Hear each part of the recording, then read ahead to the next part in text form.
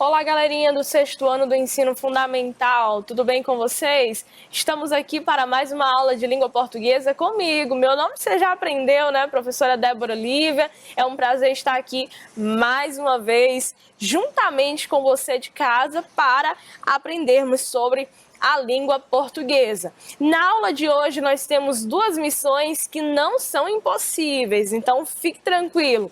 A primeira é revisar o texto que foi escrito, a produção do mês, a fim de que possamos reescrevê-la, né? Apresentar finalmente a versão final, né? A versão completa, definitiva. E em um segundo momento nós responderemos algumas questões sobre o conteúdo, né, do período, pontuação do período composto, tá bom? Eu tenho certeza que será uma aula bastante produtiva, então fique ligadinho que temos muito a aprender, porque temos muito a aprender. Olha só, Nesse mês, nós estudamos sobre o verbete, né? O verbete de enciclopédia. É um texto extremamente informativo, um pouco mais extenso que o verbete de dicionário, tá certo? A gente viu que o verbete de dicionário, ele apresenta apenas o conceito, né? Já o verbete enciclopédico, não. Ele apresenta o conceito, curiosidades, o habitat natural do animal, o que come, o que gosta, como é o pelo, como é a cor. Então, são informações bem mais amplas, é um texto mais rico, é um texto pensado realmente para quem quer saber mais sobre um determinado objeto, um determinado ser vivo, ok? E aí nós trouxemos essa imagem que aparece no livro didático de vocês, tá? Essa imagem é a capa dessa enciclopédia do Sávio Freire Bruno, que apresenta 100 animais ameaçados de extinção no Brasil, ok? Então, para a reescrita, é importante avaliarmos os seguintes tópicos. São 3, certo? Que nós precisamos rever antes de reescrever. O primeiro é identificar se há informações sobre o animal, né? Vou bater na mesma tecla de novo, né? Então, observe. No seu texto, pega aí o seu texto. Olha para ele, vamos lá. No seu texto, nós temos o tamanho do animal que você escolheu? Sim ou não? Sim. Beleza, podemos continuar. Não tem o tamanho? Então faz uma pesquisa, coloca aí uma setinha no texto e marca, ó, tamanho do animal, eu tenho que procurar. Beleza, se já tem o tamanho do animal, vamos em frente. No seu texto, nós podemos encontrar a alimentação desse animal, do que ele se alimenta? Sim. Tranquilo, olha só, né? Podemos continuar. Não tem? Então, puxa outra setinha e marca alimentação. Precisa aparecer. Próximo, habitat. Professora, nem sei o que é habitat. É o lugar onde ele vive, né? Qual é o lugar onde ele gosta de estar? Onde é a casinha dele, o lar dele? Onde é? É num bosque, é num pantanal, é no mar, é no rio, onde? Então você precisa dizer. Se você já disse, beleza. Se você não disse, já sabe, né? Lugar, habitat. Hábitos e tempo de vida também. Então, tem os costumes do animal. Como assim, professora? O animal que eu escolhi, ele passa o dia inteiro dentro da água e à noite ele sai para caçar. O animal que eu escolhi, ele dorme o dia inteiro e à noite ele desperta, assim, né, para procurar comida. Ou não, o animal que eu escolhi, ele dorme o dia inteiro e a mesma coisa, né? Ou ele dorme a noite inteira e pela manhã ele acorda com muita fome, quer tomar café, vai procurar alguma coisa. Então, como é? Qual é o costume dele? O que ele costuma fazer? Qual é a rotina do animal que você escolheu? E o tempo de vida? Ele vive durante meses? Durante dias? Anos? Quanto tempo exatamente ou aproximadamente o animal que você escolheu vive, né, ou tem de vida? Você precisa dizer. Se não disse, setinha, observação, pesquisa depois, antes de reescrever. Porque a versão final, ela necessariamente precisa estar o quê? Completa. Letra B, né? Segundo tópico aqui, ó. Se o texto está organizado em parágrafos, né? Não é verso, tá? Não é verso, não é estrofe, é parágrafo, linha completa.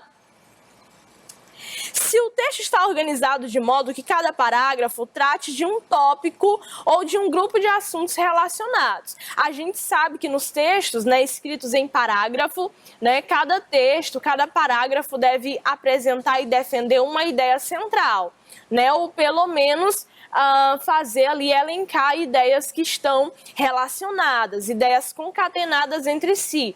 Então, assim, eu não posso fazer um parágrafo apresentando ao mesmo tempo várias coisas. Por quê? Porque vou dificultar. Se eu escrever assim, eu vou dificultar a compreensão do leitor. E quando nós escrevemos, o leitor é o alvo. Ele é o nosso foco, tá? Se ele não compreender o que nós escrevemos, para que serve o texto? Não tem valor algum, ok? Então você precisa estar atento ao leitor. Será que o leitor vai entender o que eu disse de forma clara, objetiva, direta? O meu parágrafo, ele está bem organizado ou eu tenho uma série de ideias colocadas lado a lado sem nenhuma relação entre si e o leitor tem que se virar para descobrir o que é? Não faça isso. Veja se o texto, se os parágrafos estão organizados em torno de uma ideia central ou de ideias que estão relacionadas de algum modo. Próximo, se as imagens, ilustrações e mapas estão identificados por legendas. Ah, mas a imagem que eu coloquei, professora, é autoexplicativa. Não, senhor, não, senhora. Né? Você tem que colocar a legenda. E essa é uma prática que você já vai levar para a sua vida aí, né? Para o ensino médio, para o ensino superior especialmente. Quando você for construir um trabalho, né, acadêmico, você precisa colocar a figura e a legenda, o gráfico e a legenda, o quadro tem que ter legenda, certo? Tem que ter título e tem que ter legenda, ok? Próxima, o texto está em terceira pessoa? Os verbos foram utilizados no presente? A linguagem é objetiva? Tem alguma gíria no texto ou algum termo da oralidade? Cuidado, né? Cuidado. A linguagem que deve ser empregada no verbete enciclopédico é uma linguagem, o quê? Formal ou informal? Ouço vozes, né? Formal, tá? É formal, por isso que eu tô ouvindo todo mundo dizendo aí na frente da TV, formal, né? É isso mesmo. Então não precisa ser uma linguagem científica, porque nós não somos cientistas aí, não temos estudos aprofundados sobre botânica, não precisa ser uma linguagem técnica, tá? Mas necessariamente precisa ser uma linguagem formal, porque é um texto que não é especificamente para um grupo, que não é escrito especificamente para uma região do Brasil, é um texto escrito para todos, tá? Belezinha, tranquilo? Próximo tópico, olha aí. Entregue seu texto ao professor. Legal demais, né? Então você terminou, parabéns, né? Parabéns, entregue o seu texto ali, a versão final, bem bonita, bem organizada. Evita riscar o texto, evita amassar, lava a mãozinha, passa o álcool em gel quando for pegar no papel para não entregar o texto sujo de algum modo. E partiu para o abraço, né? Seja feliz, o texto está finalizado. Olha como foi simples, beleza?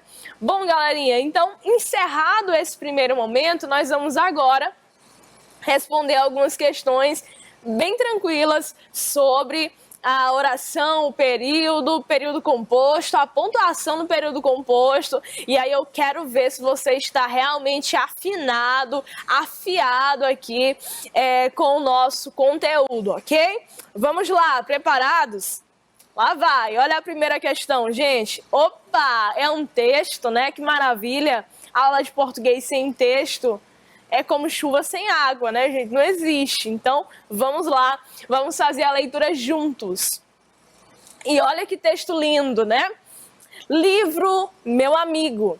Dia 18 de abril é o Dia Nacional do Livro Infantil, pois é a data de nascimento de um dos principais escritores de literatura infantil do Brasil. Quem é ele? Monteiro Lobato. Ele criou aventuras como figuras bem brasileiras, com figuras bem brasileiras. Recuperou os costumes e lendas do folclore nacional e não parou por aí. Misturou todos eles com elementos da literatura universal, da mitologia grega, dos quadrinhos e do cinema. Ler um livro de Monteiro Lobato ou qualquer outro é entrar em um mundo novo e explorá-lo. Pois é, o livro é mágico por isso. Nos permite viajar para lugares inacreditáveis e não queremos mais parar. Se você ainda não mergulhou nas aventuras mágicas dos livros, indicamos alguns escritores brasileiros para você começar. Ziraldo, Monteiro Lobato e Ruth Rocha, né?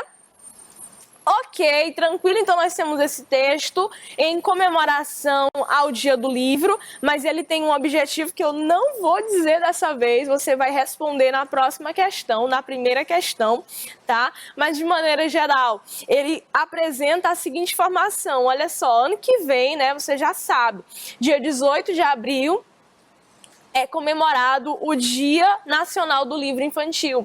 E aí a gente tem a figura, né? Uma figura muito importante que é Monteiro Lobato. Se você nunca ouviu falar sobre Monteiro Lobato, mas você com certeza já ouviu falar sobre o Sítio do Pica-Pau Amarelo, por exemplo, né? Todo mundo conhece, todo mundo já ouviu falar na Emília, no Saci, naquelas figuras todas, né? Dona Benta, na Cuca, né? Todo mundo ouviu, era super legal. Continua sendo, na verdade.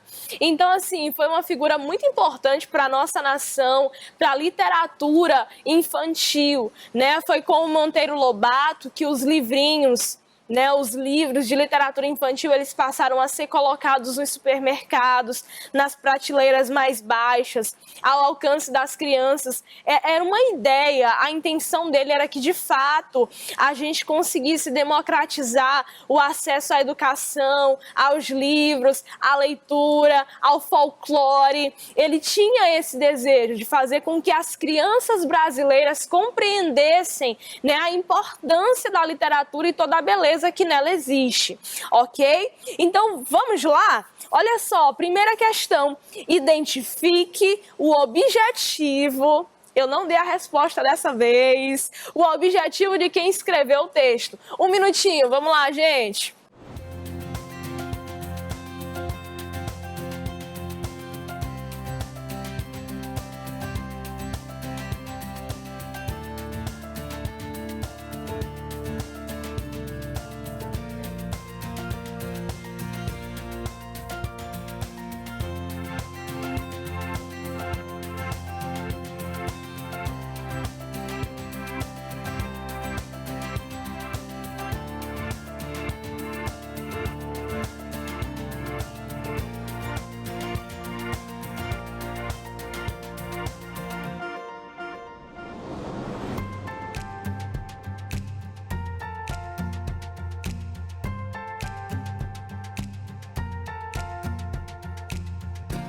Ok, qual foi o objetivo de quem escreveu o texto? Livro Meu Amigo, né? Meu Amigo Livro. Qual era o objetivo? Incentivar o hábito da leitura, né? Destacar a importância da leitura. Esse era o objetivo, destacar a importância da leitura.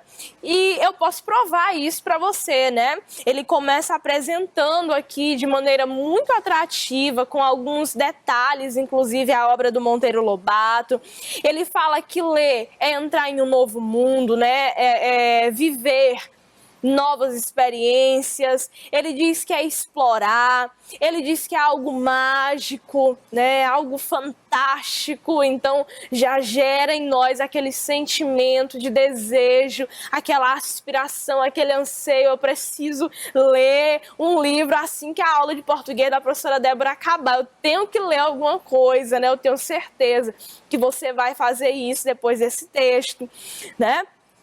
Então ele também fala que o livro nos permite viajar. Gente, quem é que não gosta de viajar? Viajar é a 8ª maravilha do mundo, né? Tem as 7 para a gente ver, a 8ª é conseguir vê-las, né? Então viajar é algo maravilhoso. Então a gente consegue viajar. Então ele quer aqui, o autor pretende destacar o quê? Você é criança? Leia. Você quer se divertir?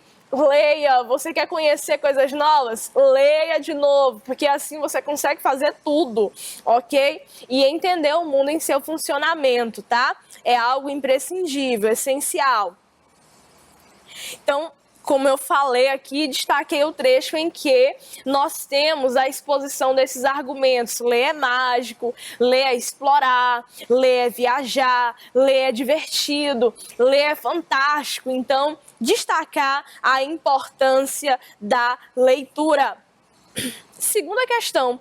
No trecho, ler um livro de Monteiro Lobato ou qualquer outro é entrar em um mundo novo e explorá-lo.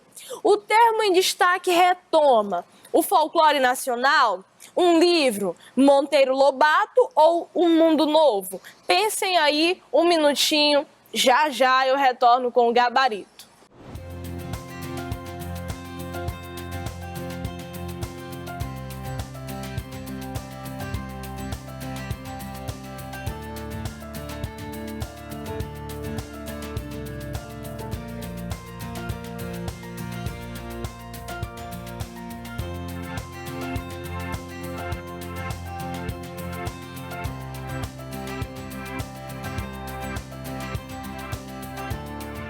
Beleza, galera, vamos lá, então explorar o quê, minha gente? Um mundo novo, né? Muito óbvio que essa resposta, fácil demais, questão de nível fácil. Tenho certeza que vocês acertaram, como a gente fala no coloquial, né? Na mosca, né? Certinho mesmo. Terceira, atenção, há um período composto em livro, meu amigo. Ele criou aventuras com figuras bem brasileiras, recuperou os costumes e lendas e não parou por aí. Misturou todos eles com elementos da literatura universal, da mitologia grega. E agora? E agora, José? Vamos lá. 1 minuto.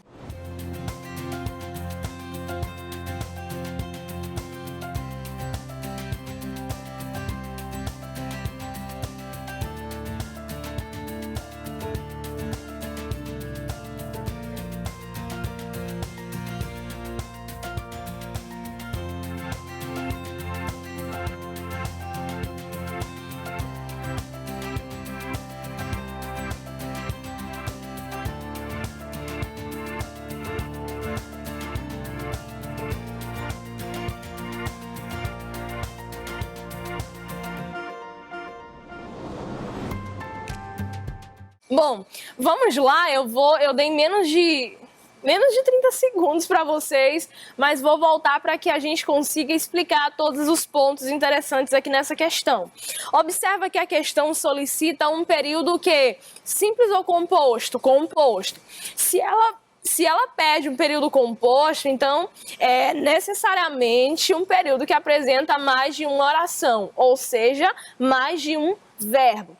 Na letra A, nós temos um período simples ou composto? Nenhum dos dois, né? Nem verbo existe na letra A, não tem verbo, né? A gente tem aqui, né, na verdade, dois substantivos, um pronome possessivo aí, um funcionando como vocativo e tal. Enfim, né? Não temos verbo. Na letra C, nós temos verbos? Sim, temos, mas nós só temos um. Parou. A questão que é o quê? Um período composto. Período composto tem mais de uma oração, ou seja, mais de um verbo. Então, a gente elimina a letra A e a gente elimina também a letra C, de coração, né? Vamos lá, letra D. Misturou todos eles com elementos da literatura universal, da mitologia grega. Período simples ou composto? É um período simples, não é? Certinho. Então, olha só, misturou é o único verbo que temos nesse caso. Então, a gente também vai eliminar a letra D de docinho, né? Acabou, não tem. Sobrou quem? A letra B. Ele criou aventuras com figuras bem brasileiras, verbo criar, primeira oração. Recuperou os costumes e lendas, verbo recuperar, segunda oração. 2 verbos, 2 orações, 2 períodos. Belezinha? E aí, observe, eu quero retomar aqui também a importância da pontuação no período composto. A gente poderia colocar um ponto aqui? Sim, né? Ele criou aventuras com figuras bem brasileiras, ponto. Ele recuperou os costumes e lendas, ponto. Mas nesse caso, nós teríamos 2 períodos simples e as frases, o texto ficaria muito repetitivo.